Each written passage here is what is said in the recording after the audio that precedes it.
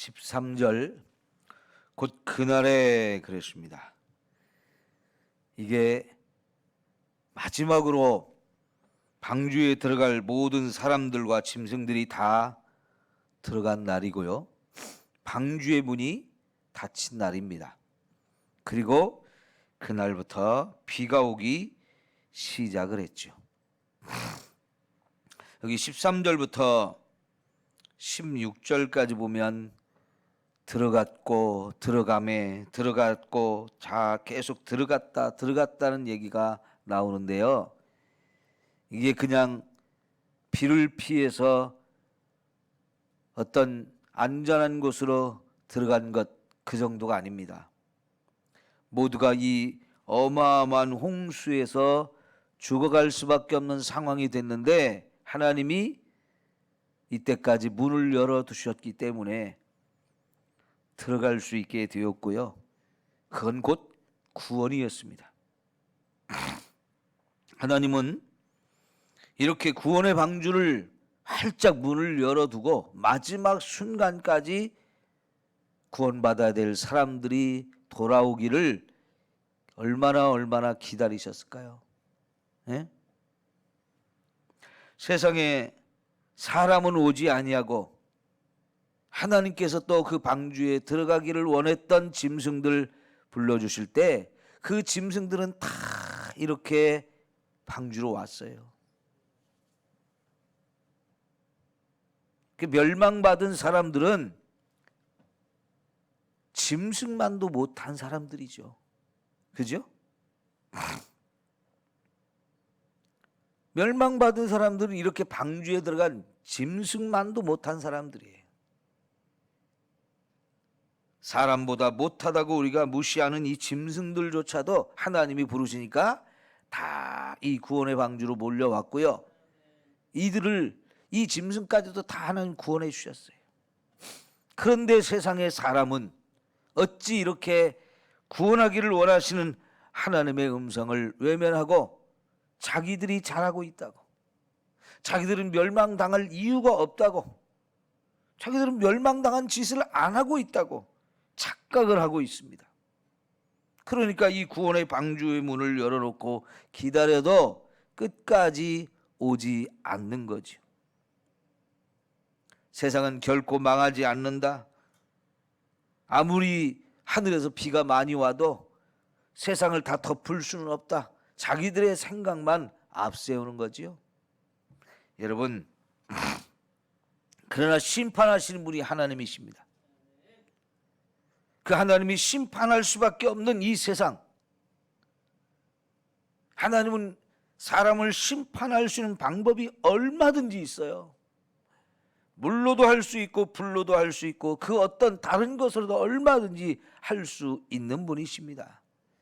그런 하나님의 심판을 우리 인간이 무시한다고 해서 하나님이 심판이 없느냐?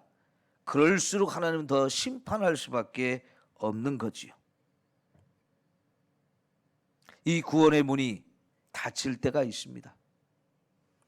마지막으로 노아를 들여보낸 다음에 하나님이 문을 닫으셨다 그랬어요. 16절 끝에 보니까 하나님이 그에게 명하신 대로 들어가며 여호와께서 그를 들여보내고 문을 닫으시니라. 마지막까지 노아와 함께 사람들을 기다리다가 이제 오지 않는 그 순간이 되어지자 하나님이 이제 노아를 들여보내고 마지막으로 문을 탁 닫으셨어요.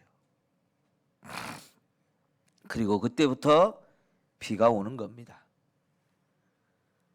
40일 동안을 쏟아붓게 되자 물이 점점 많아지고 점점 많아져서 방주가 땅에서 떠오르고, 여러분 이 방주가 크기만 해도 어마어마한 크기예요.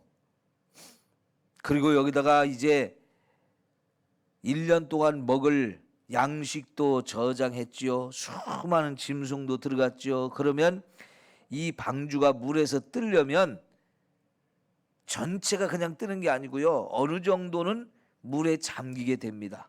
보통 절반 정도는 배가 물속에 잠기고 물에 뜨거든요. 그렇다면 이 큰 배가 물에서 떴다는 얘기는요, 어마어마한 높이로 물이 지금 쌓여오고 있다는 얘기예요. 그 물이 점점 쌓여가지고 방주가 이제 물 위에서 둥둥 이제 떠다니는 상태가 되었고, 그보다 더 넘쳐가지고 세상에 있는 높은 산들까지도 다 물에 잠기게 되었다는 거지요. 그리고 그 물을 넘어서서, 그 산을 넘어서서 15규빗이 넘치도록 물이 가득 찼다고 하는데, 그러면 사람들은 어디로 갑니까? 점점 높은 곳으로 피난을 가다가 거기서도 갈 수 없는 지경이 되어지니까 어떻게 되겠어요? 수많은 사람이 죽었을 것이고 방주로 몰려가서 방주를 두드리며 우리도 들어가고 싶다고 좀 열어달라고, 이제라도 왔으니까 좀 열어주면 되지 않느냐고 얼마나 방주에 들어가려고 몸부림쳤겠어요? 그러나 여러분, 그때는 이미 때는 늦어버린 거예요. 이미 때는 늦어버린 거예요. 하나님은 한번 닫은 그 방주의 문을 열지 않으셨어요. 그때라도 방주의 문을 열어주고 그때라도 수많은 사람들 오는 대로 다 살려줬으면 얼마나 좋겠습니까마는, 구원이라고 하는 것도 기회가 있고 때가 있는 거예요. 그래서 지금을 보라, 지금은 은혜의 날이요, 지금은 구원의 때라 하시면서 하나님이 정하신 구원의 때가 있다는 거예요. 그때가 되기 전까지 방주의 문이 열려 있는 것이지만, 이 구원의 문을 딱 닫은 다음에는 더 이상 구원의 은혜를 베풀지 않으신다는 거죠. 요한계시록 3장 20절에 보면 예수님께서 저와 여러분의 마음의 문을 늘 두드리고 계신다 그랬어요. 우리의 닫혀있는 마음의 문을 열어서 예수님을 우리 안에 모셔드리면, 그 예수님이 내 안에 오셔서 나와 더불어 함께하면서 먹고 마시는 이 놀라운 은혜를 베풀어 주신다라고 약속하셔요. 그러니까 지금도 하나님은 이 세상의 모든 사람들의 마음의 문을 계속 두드리고 계신 줄 믿습니다. 근데 예수님께서 마음의 문을 두드리지만 문을 여느냐 닫느냐, 그거는 저와 여러분이 해야 될 일이에요. 우리 각자가 해야 될 일이란 말이죠. 그 마음의 문을 열지 않으면 결코 예수님은 억지로 열고 들어오시는 분이 아니에요. 이 세상에 한 사람도 예외가 없이 예수님은 계속해서 사람들을 찾아가서 문을 두드리고 계신 줄 믿습니다. 매일매일 찾아가서 문을 두드려도 문을 열지 않을 때마다 예수님이 얼마나 쓸쓸한 마음으로, 안타까운 마음으로 돌아서겠습니까? 전도를 해보면 그걸 알 수 있어요. 예수님이 보내셔서 전도자들이 나가서 집집마다 문을 두드릴 때, 믿지 않는 사람들 얼마나 쌀쌀맞고 비난하고 욕하고 조롱하는지요. 자기들이 더 잘난 줄 압니다. 예수 믿는 사람들이 뭘 구걸하러 간 게 아니잖아요. 그 영혼을 구원하고자 하는 안타까운 마음으로, 사랑하는 마음으로 가서 정말 복음을 전해주고 있는데도 그게 복음인 줄을 몰라요. 그러니 여러분, 그런 사람들이 멸망당하는 거 당연하지 않겠습니까? 결국은 여러분, 21절부터 보면 땅 위에 움직이는 생물이 다 죽었다 그랬어요. 새도 죽고요, 가축과 들짐승과 땅에 기는 모든 것과 모든 사람이 다 죽었는데, 육지에 있어 그 코에 생명의 기운의 숨이 있는 것은 다 죽었더라. 지면의 모든 생물을 쓸어버리시니 하면서 다 죽여버리고 다 쓸어버렸다는 거죠. 이게 심판의 결과입니다. 하나님이 심판하는 데서 살아남을 수 있는 사람 누가 있겠어요? 거기서 하나님이 건지는 자, 거기서 하나님이 살리는 자 외에는 어떤 사람도 살아날 수가 없습니다. 자기들의 수단과 방법을 통해서 하나님의 그 심판을 벗어날 수 있다고요? 절대로 그럴 수는 없습니다. 그런 방법은 하나도 없습니다. 하나님이 마련하신 이 구원의 방주에 들어가는 것 외에는 어떤 사람도 구원받을 수가 없어요. 23절을 보면 지면의 모든 생물을 쓸어버리시니 곧 사람과 가축과 기는 것과 공중의 새까지라. 이들은 땅에서 쓸어버림을 당하였으되 오직 노아와 그와 함께 방주에 있던 자들만 남았더라. 여러분, 방주에 들어가는 것만이 구원의 길이었어요. 이 하나님이 예비하신 길, 하나님이 준비하신 그 방주가 아니면 세상에 구원받을 수 있는 길이 절대로 없다는 얘기죠. 설령 여러분, 사람들이 물 위에 떠다니는 나뭇가지를 붙들고 견뎠다고 합시다. 네? 물 위에 떠다니는 이 나뭇가지를 붙들고 살아남았다고 합시다. 그러나 이 물이 150일을 땅에 넘쳤더라 그랬는데 그 떠다니는 나뭇가지를 혹은 이것저것 물건 떠다니는 물건을 붙들고 견뎠다고 합시다. 150일을 물 위에서 떠가지고 살아남을 수 있는 사람이 있을까요? 아무리 그것을 의지해서 살아날 곳이 있는가고 헤엄을 치고 다녀봐야 올라가서 살 수 있는 곳이 없잖아요. 먹을 양식도 없고요. 굶어 죽고 온도, 몸의 체온이 떨어져 죽고 결국은 지쳐서 죽고 다 죽을 수밖에 없는 거죠. 살아남을 수 있는 존재가 하나도 없어요. 그렇게 하기 위해서, 다 멸하기 위해서 하나님은 이 어마어마한 홍수를 쏟아 부었던 거거든요.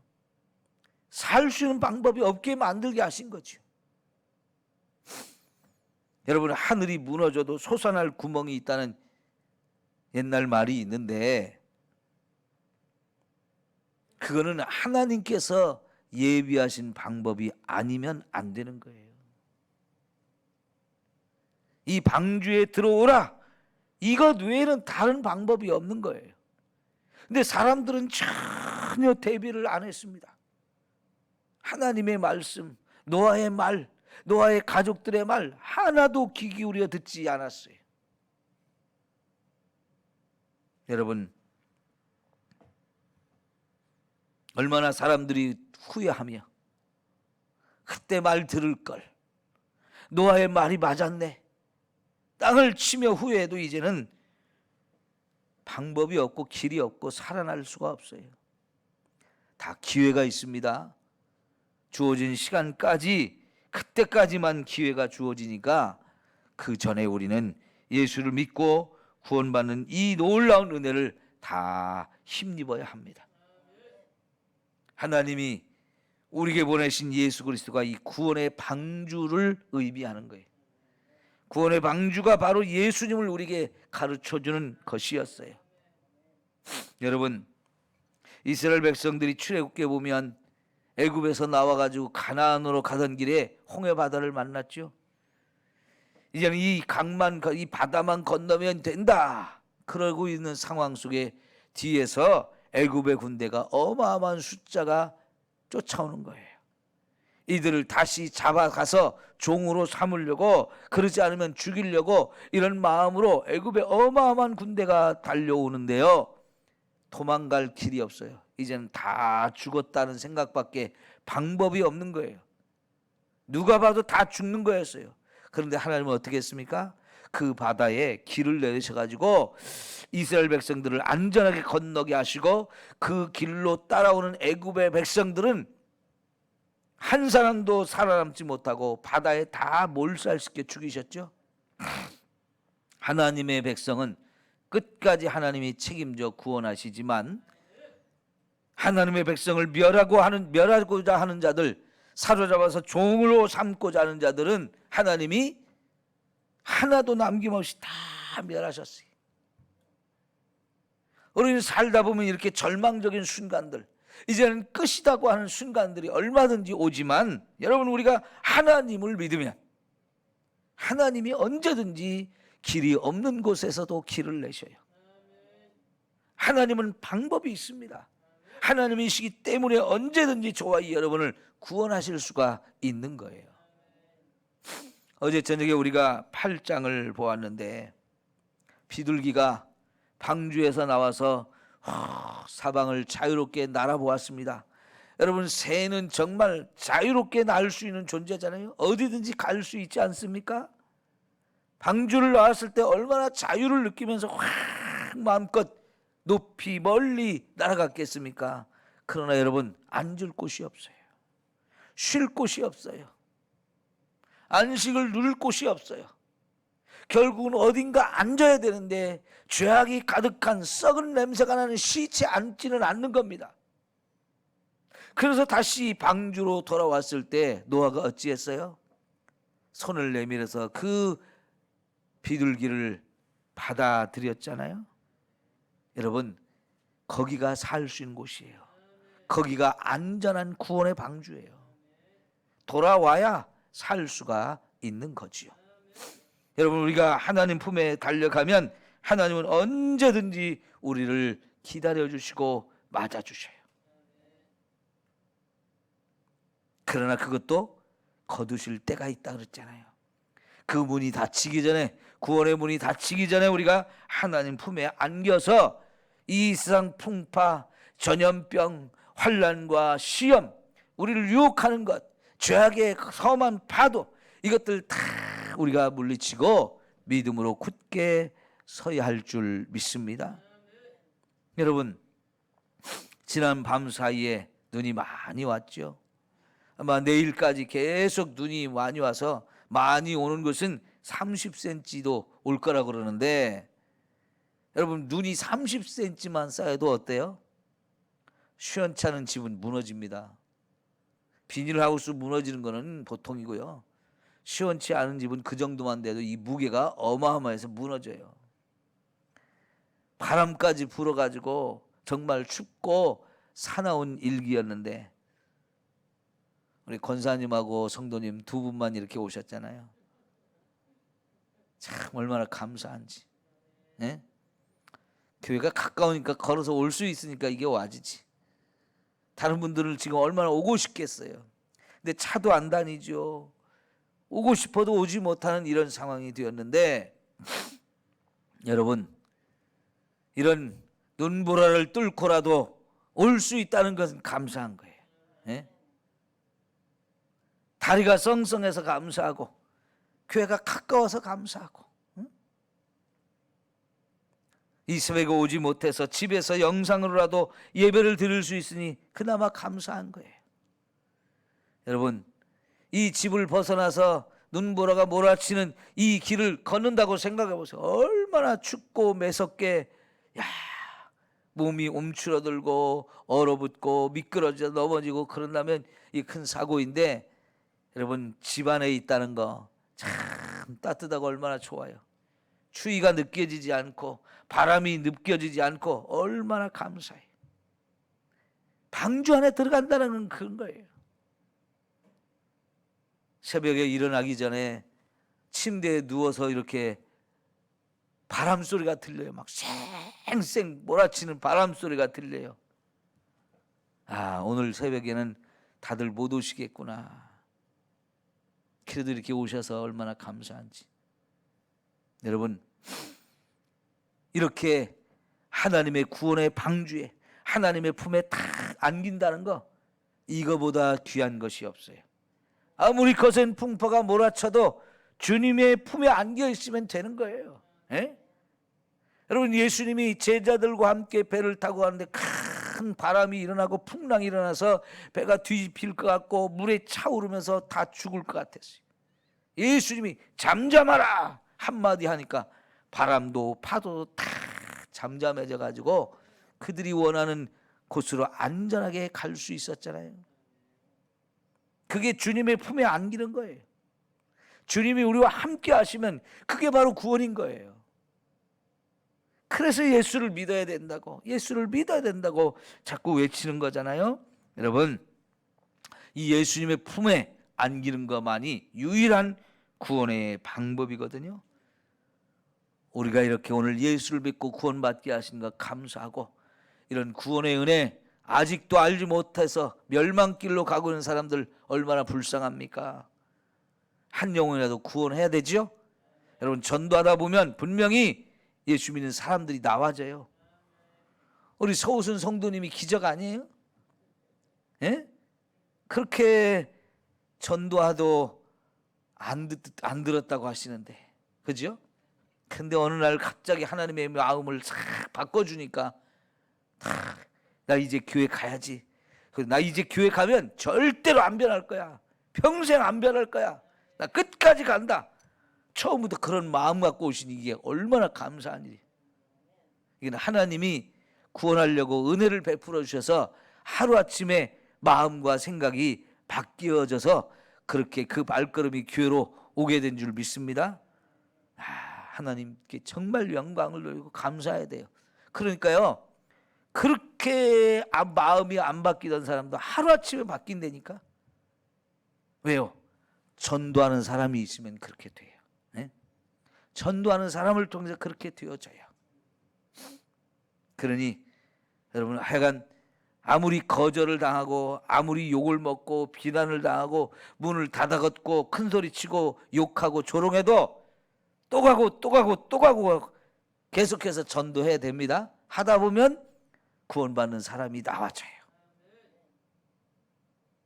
우리 이 신풍동에 수많은 영혼들을 우리가 전도해야 됩니다. 네, 기도합시다.